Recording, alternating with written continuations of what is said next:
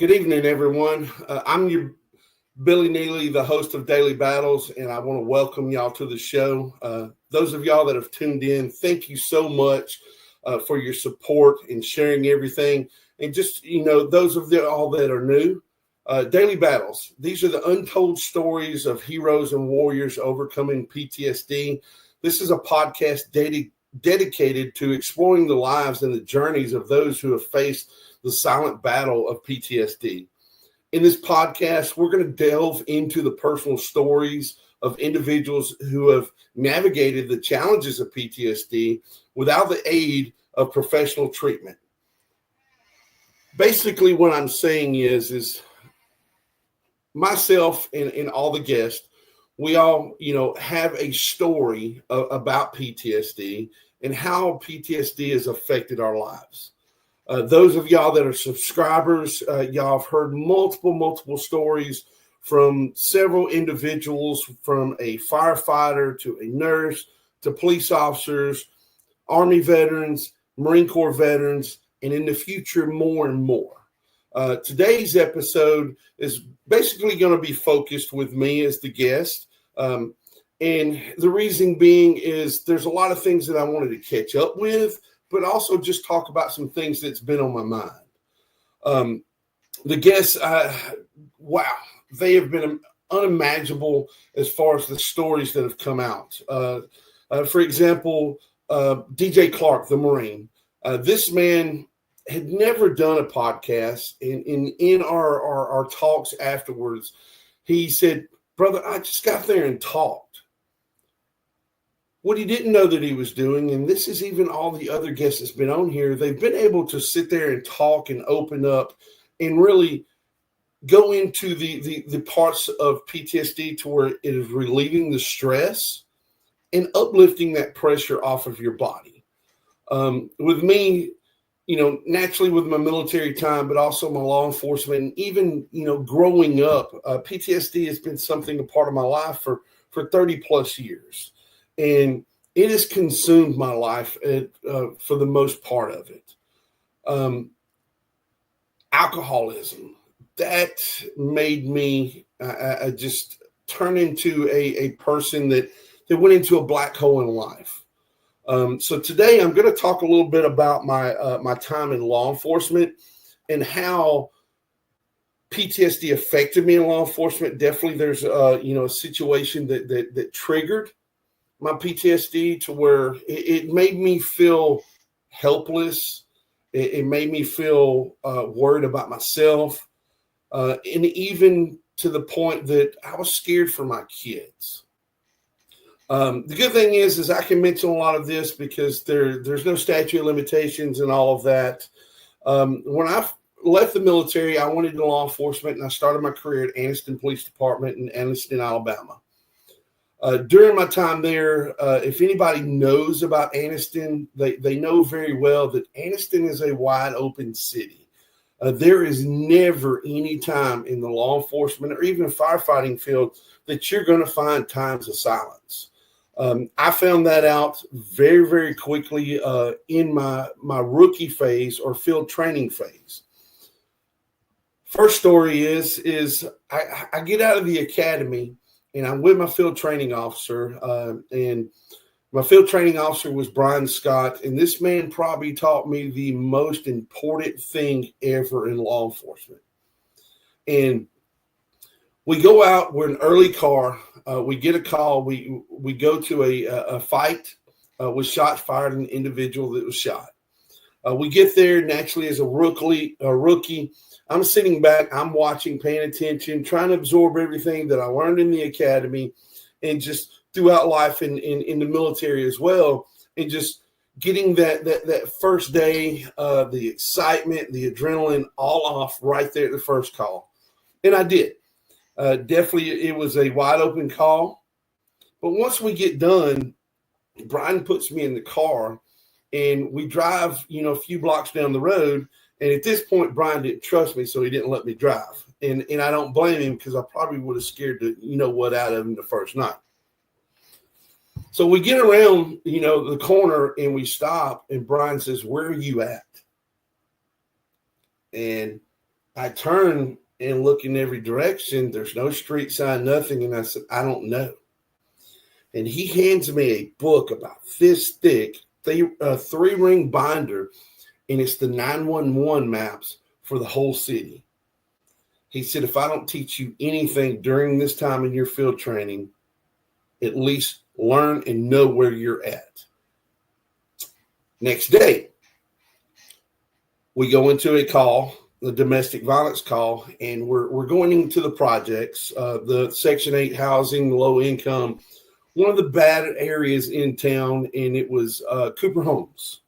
So those of y'all that, are watching from the Anniston area, you know what Cooper Homes is. We get there, we're backup officers, we get out of the car, and we come up from the back side of this complex instead of the front side, and we hear over the radio from the primary officer that he had an individual running from him. The exact words was I think his call sign was 213. He said, 213, I got a black male running, and he gave him a clothing description. And lo and behold, that individual comes running right around the building in front of me. All right. Now, I'm not a young rookie as far as age. I'm in law enforcement in 2003, and I'm up in my 30s. So naturally, I got some age on me, but I still got my fitness in me. And my fitness from the military, I took off. And I chased this man probably a good 10 minutes. I was able to tackle this guy and tackled him through some bushes. I detained him. Then I start hearing on the radio, Brian and all the other officers are calling me. And what caught my attention is Officer Neely, where are you at? All I could say is I'm through some big bushes, yellow house, and the office to the projects is right across the street. I didn't know the exact street names, but I at least gave them enough descriptions that next thing you know, less than a minute, patrol cars pull up. Boom, good job, rookie. Got my butt chewed out for not listening, not responding to the radio, and naturally, basically disobeying his command orders of not taking off without him. Brian wasn't going to chase that guy, but the adrenaline, the all hell now factor, all that kicked in. So going into that, really, there's nothing that's been stressful as of that point, as far as putting a situation in my mind, in my body, at PTSD. But fast forward about 2 more years, I'm out on a busy road in Anniston, and I'm actually helping an officer look for a bag of trash because he saw a citizen walking down the road with his car parked, and the guy threw a bag of trash out and had money in it. So Michael Hornbeck, matter of fact, was helping this guy out, trying to find his bag of money that he threw out of the window, which was against the law. Anyway, we get a tone call. We get a important call. Dispatcher dispatches us to a gas station known as Sparkle Martin Anniston, and it's not in a rough neighborhood, but the neighborhood is not the best neighborhoods. And the dispatcher tells us that individuals walked into the store and saw 2 people behind the counter laying down on the ground with blood everywhere. Me, a younger officer, I loved the hot calls. I loved everything with adrenaline. I take off running, call that I'm en route. I get there probably a good 3 or 4 minutes before any other officers show up. So as I get there, naturally the individuals come up to me. I was smart enough not to park in front of the building. I talk to them. I find out, yeah, we do have dead body or bodies that have been injured, shot, whatever inside the building. I get them to move totally out of the way. I start doing my police things as far as looking into the windows.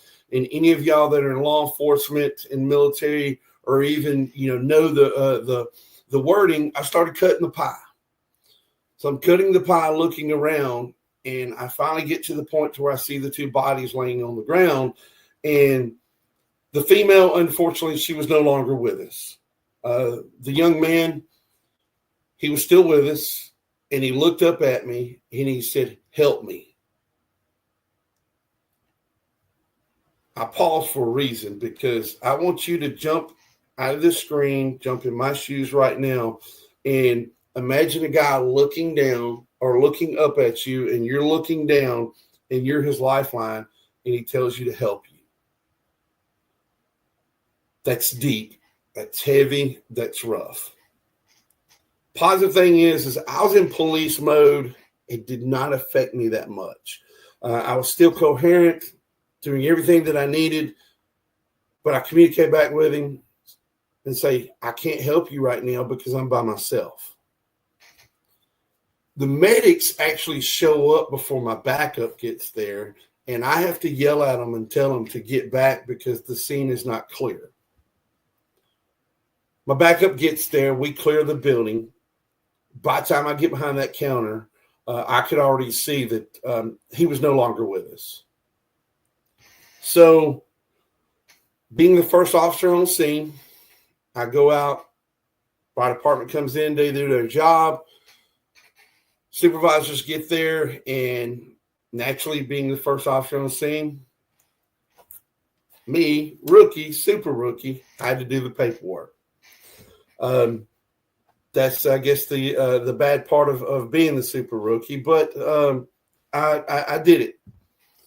While I'm sitting outside filling out my paperwork, and we have investigators there, a ton of senior officers. The SWAT team was actually out that night working. So SWAT team came in. They secured the perimeter for us, which is great, guys. And if you're one of those SWAT team members, thank you very much, because that helped me out.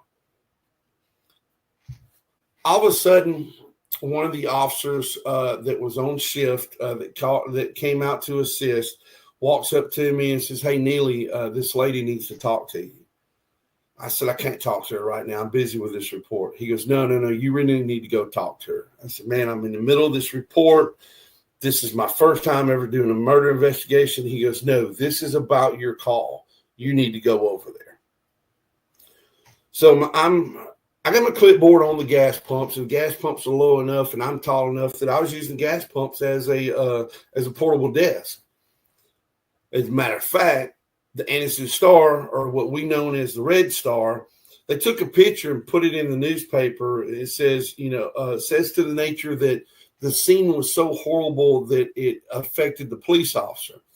I'm sitting there at one point in time, my hands on my head, actually trying to think of what I need to put next in the wording, but back to it. I go over and talk to the lady, and she said, "Where's my granddaughter?" I said, "Ma'am, I can't talk to you about the call." She said, "I want to know where my granddaughter's at." I said, "Ma'am, again, I can't talk to you about the call." She said, "Look, I already know that my daughter and my son-in-law are dead. Where's my granddaughter?" I stop and immediately say, "Ma'am, what do you mean granddaughter?"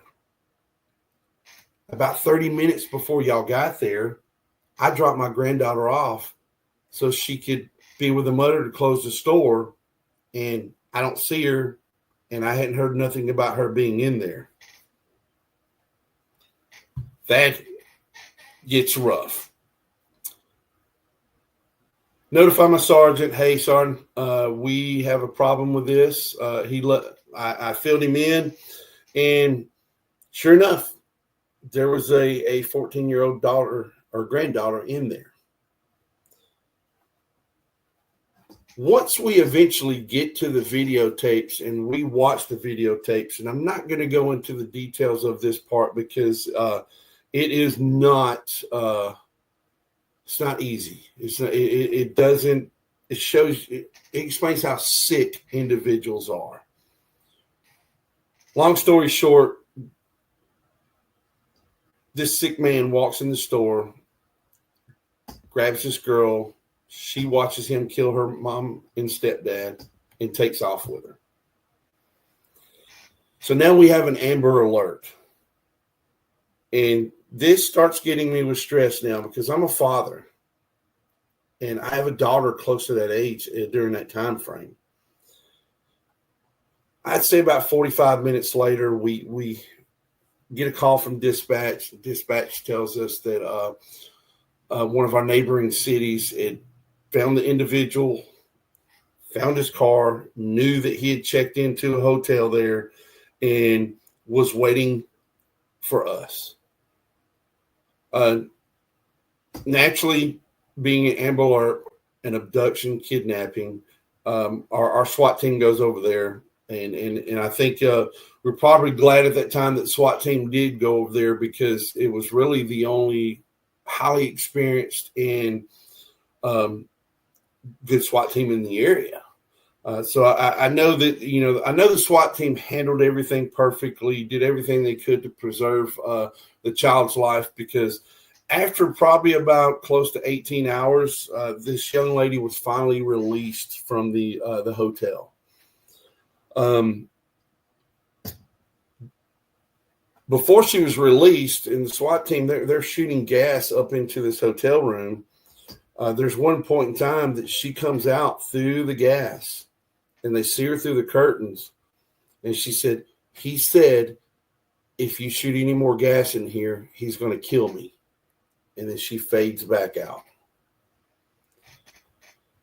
Again, that's another a rough situation.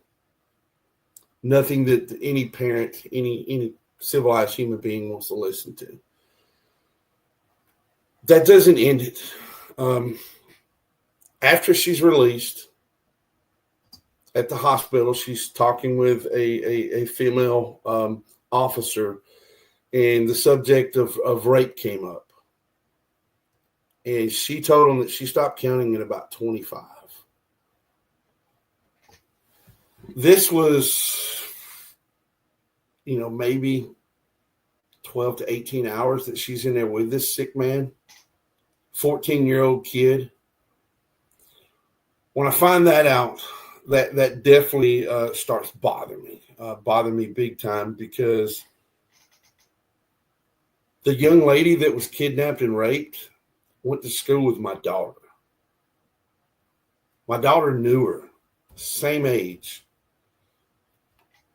It was late at night. The kids were in bed when I finally got home. And I was on second shift then, so we got off at 11 o'clock, and I probably got home maybe 12 something the day after. The kids are in bed, and I go in there, and I just hug every one of them. And boom, there's no time off. There's no, hey, take some time to recalibrate, reprogram. It's be back on shift on this day. As the days go, this sits in, and it sits in more and more. I question why I was a police officer. I questioned why I couldn't have gotten there fast enough. I questioned why didn't I run into that building and try to, start CPR on him. The only question I should have never really asked myself is about going in there, because anybody knows you don't go into a building like that by yourself. But everything else, man, y'all, it questioned me, and it weighed heavy. And that's about the time of life that PTSD really sunk in. Attitude changes. It was so bad that I actually decided to leave that department and go to another department, because I was just wanting a change of pace, hoping that would mentally let me recalibrate and just brush it off and make it as that's part of your job. It didn't. I go to the other agency, Pell City. It's not a busy city. Very, very few calls each shift. So that was a fortune or benefits of being there. But I had stagnant time, and I thought about too much stuff. And it got to the point that alcoholism was even more and more. And I was so dependent on it that I went into a dark place of time in life that my wife finally had enough and she divorced me. And that was definitely not the thing that I needed at that point in time. But, looking back at it now, honestly, don't blame her. She did the right thing to save her, to save my kids, because I was lost. I was not willing to do anything to change who I was. I was refusing to take my PTSD medicine. Naturally was refusing to seek any type of marital counseling or treatment.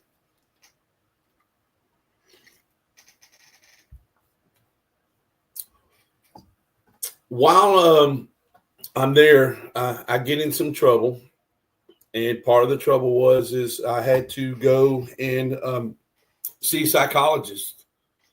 And I think if I would have opened up, that would have helped me at that point in time in life, and would have able to save a lot of heartache, a lot of misery towards my family and myself. But me, the mentality is I couldn't tell this man that I didn't know what was truly bothering me. And it was things that just kept adding up in life. And then I get back on duty, and it's not a few months later, another situation, the scenario comes into play. And this scenario, I actually, after everything was said and done, I broke down and started crying in my patrol car. We get dispatched to a wreck, a single vehicle wreck. A man runs off the road. I'm the second officer there. I'm actually the senior officer on shift that night, and started listening to the guy, and he was just very, very high tone, strung out. And he told us that his wife called him and their house was on fire, and he was going back to the house and wrecked. So get an address from him, called dispatch, asked if there was, fire reported. They stated no. I said, can you go ahead and get, fire department en route? Do everything we can to go ahead and start getting this emergency rolling to save some lives.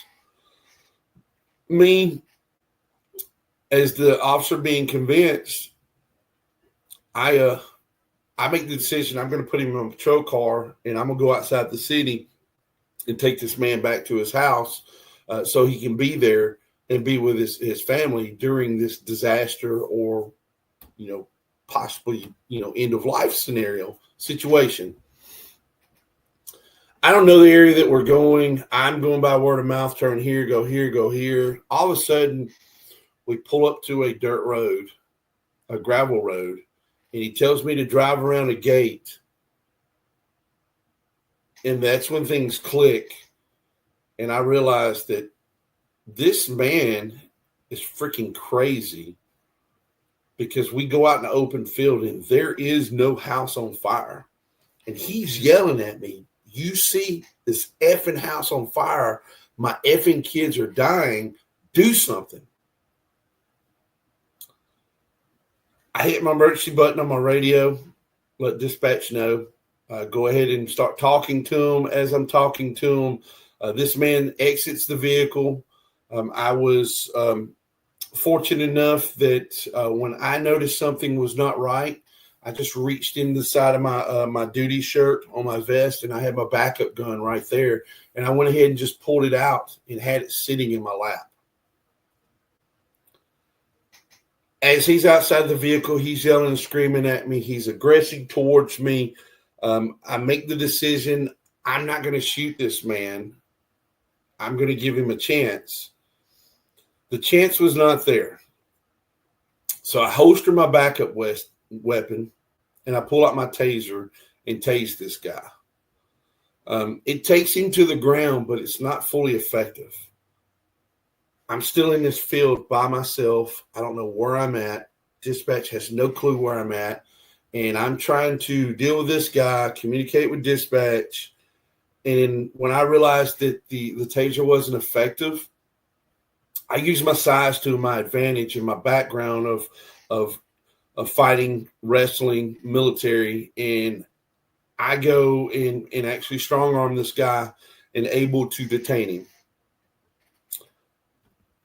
Anyway, getting back to the jail, a booking. I get a phone call from the chief, which actually surprised me that I got a phone call from the chief because that chief was a piece of crap. And anyway, I do get the opportunity to go ahead and leave shift that night, but there was nobody to come in. Naturally, I'm the type of guy, I'm not going to get the chief to come in or lieutenant. So I finished out shift, but the rest of the night, it started sinking on me that I let my guard down and I really didn't truly read this guy. And I about took his life because of me not properly performing my job, however you can say it. There were so many things that lined up that I messed up on. But it really starts affecting me even more about my kids, because then I start thinking is, what if this guy would have pulled a gun out and shot me? Because I broke one of the biggest cardinal rules is I did not put him in the back seat. Put him right next to me. I know every one of my law enforcement buddies are saying, what the heck were you thinking? Again, I agree. I wasn't thinking properly. And because of that, I about had to take this man's life. I'm glad that I didn't have to do it, because that's something that I don't have to deal with that much anymore as far as that scenario. But it questions me a lot as far as why am I here? Why am I doing this? And that's when the drinking came. And it came to the point that there was times that I was consuming alcohol while on duty. That's how bad it was. Ethically, we all know that I was a pathetic excuse for a human being as a police officer and all of that. Where I'm getting at with all of this, because it drove me to the point that I was like, you know what? I'm worthless. I don't have my kids in my life. My wife divorced me. I can't do my job right. Why am I here? I spent a lot of nights thinking about how I could end it, how I could cancel my life, how I could stop being a burden to society. I tell a lot of people when I talk about, my darker days, I know what CLP tastes like.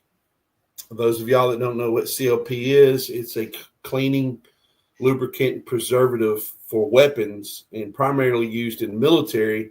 But I used it so much in the military that I used it on all my weapons when I was in law enforcement, and actually still do that today. CLP, if you're listening, that's your plug.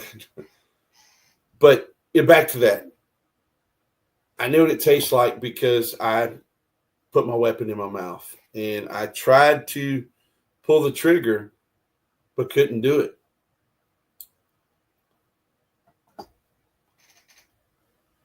These days, that when I talk to individuals and I talk to them about my story and all of that, that was the beginning stages of God being there with me, showing me, grabbing me, motivating me, trying to take control of my life, and he didn't let me do it. I leave law enforcement, and I started a new career into private security. And first few years, everything was going great, but I was exposed to so many things in the fast life: concerts, sporting events, festivals. I worked a lot. Worked a lot of long hours. Those of y'all that worked with me back at that other company that I started with, y'all agree. The dark side came back out. And the drinking continued. Drank at work all the time. Matter of fact, had a fridge sitting in my office, and me and my best friend, we would drink while at work. Crown Royal and Dr. Pepper. During those days, I became very, very good friends with one of my coworkers, and I still call him my best friend today because he was my best friend and still is. I made a promise to him that when I eventually opened up to him about telling him that, how many times I tried to kill myself, he said, brother, don't let me down. If you get that way, call me. I'll talk to you. And he did. Again, that was God's way of letting me know that wasn't my time and that's not what I needed to do.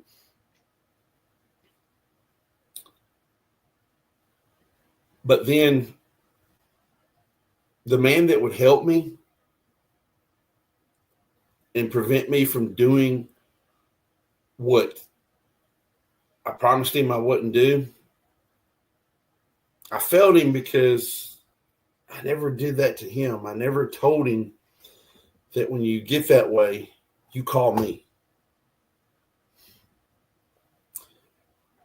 And the reason why I'm saying all of this is I listened to a podcast yesterday, and it's the guy's name is Matt Griffin, and he goes by author Matt Griffin on his social media platforms.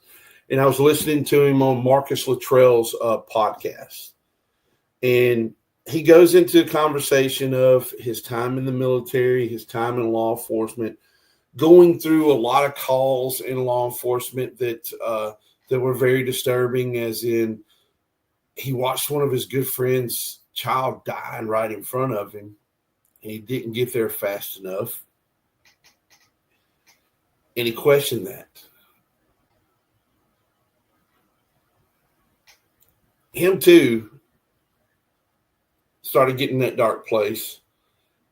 And in this podcast, he gets pretty involved in the wording of how things went, and actually explained what he was doing.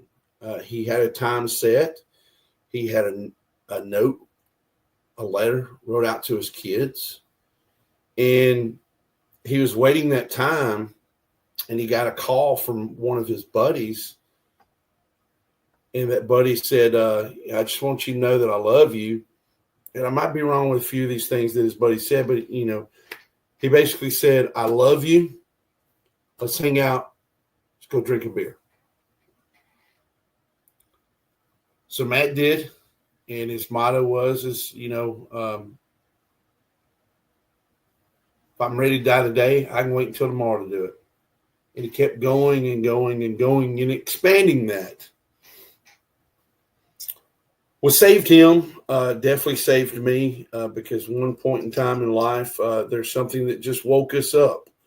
I don't recall exactly what woke him up, but me, I got a phone call one day, and it was from my ex-wife, and she broke off into my tail for 22 minutes. And those of y'all that know how much 22 means to us veterans, that sunk in for sure after the fact that I knew that I discovered it was 22 minutes. Those of y'all that don't know what I'm talking about is on the average per capita, 22 veterans take their lives every day. And there's been so many things from it to support it and stuff, and I'm glad that things have been done. But during this conversation, I'm told, Billy, your child wakes up, goes to bed, prays multiple times a day that you get your ASSS out of bars, stop drinking, and start being their daddy again. And actually, that questioned my manhood. I got a reality check. I got back in church, rerouted my life, and the battles and the struggles have definitely been real. But where I'm getting at is Matt brought up a good point every one of my guests prior to me tonight has brought up the same point. And actually, just about 45 minutes before I started recording this, the guest for next week's episode said the same thing.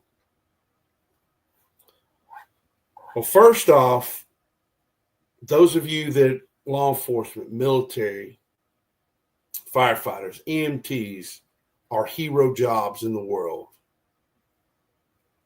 We're never too tough to open up and talk to people. I'm living proof of it. Those of y'all that don't hold that resume, that doesn't limit you from doing the same thing. Depression and PTSD hits you in so many different ways, and you have to not let it, I'm not saying not let it go, but get that pressure of what weighs that on your mind to push you to alcoholism, to drugs, to suicide, to other multitudes of crimes that are just too horrible to talk about. We've all said it, and we're living proof. And I'm saying this, nothing against the medical professionals, but if you get that burden off your chest and get that weight off your chest, it's going to help you. It's going to help you tremendously. Going back on the conversation with my best friend that took his life, and even what Matt said in his podcast yesterday, you need to do a check and balances on your brothers, your sisters, your friends, your family. Those that you know that are going through tough times in life, and check on them. And it could be just as minor as a courtesy text message of, hey, I'm thinking about you. How you doing? You want to go for dinner? You want to go drink a beer? You want to go to this football game? Give that opportunity, door opening for them to come into it, but also monitor and pay attention to how they respond. And Matt hit it best. And even Marcus Luttrell hit it on there as well. That they knew with their buddies, the ones that they're checking on, if they responded back, I'm fine, the conversation was not over. They were either continuing texting with them, they get on the phone talking to them, or even what Marcus said, I'm kicking the door and going in and said, all right, let's drink beer. Know them. Know how they respond. Because I'm fine could be that trigger warning.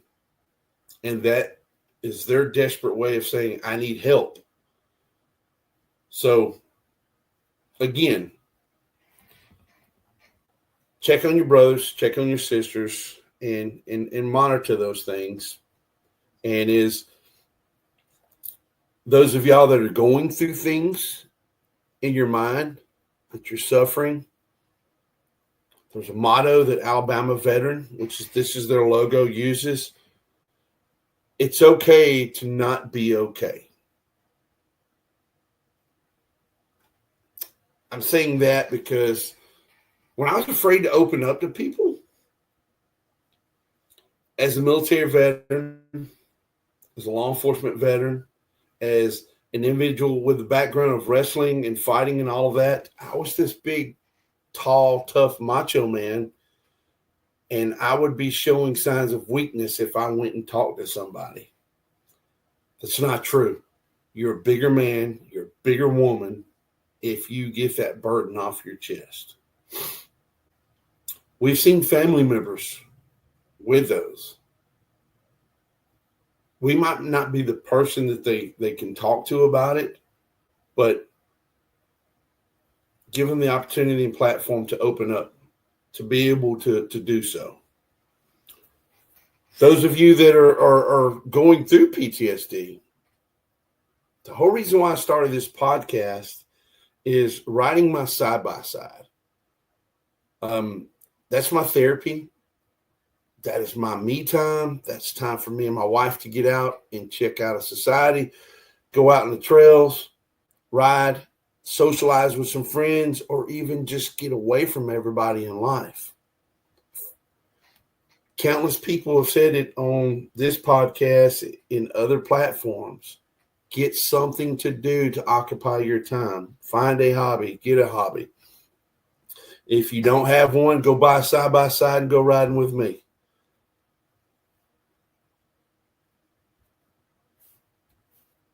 Again, with the previous guest prior to me, every one of y'all have touched so many individuals that you have no idea how many you have touched, lives that you have saved, and lives that you're going to continue saving just by coming on here and telling your story. It's definitely been an honor for me to hear those stories, to be the individual to start the platform, all of that. But outside of me doing my hobby, my getaway, my stress reliever in life, I got to end tonight with telling y'all that God is the power that motivates me to be the man that I am today, to be the husband that I'm proud to wear this ring, that I look at her picture or our wedding picture right above me right here. I look at our picture of us together on my phone. God has powered me to be that man. Those of y'all that have known me for years have seen the change in my in who I am, from minor things to my buddy JD says, there ain't no way that Billy did that. Yeah, he did it. God has powered me and gave me that hope, that drive, and that enthusiasm in life to ask for forgiveness for my wrongs in life, and to live the rest of my life as a Christian and knowing that He is the power above. So those of y'all that are lost and you need help with that, comment. Let me know. We will get you in a church. We will get you in front of an individual, and we will show you God's power.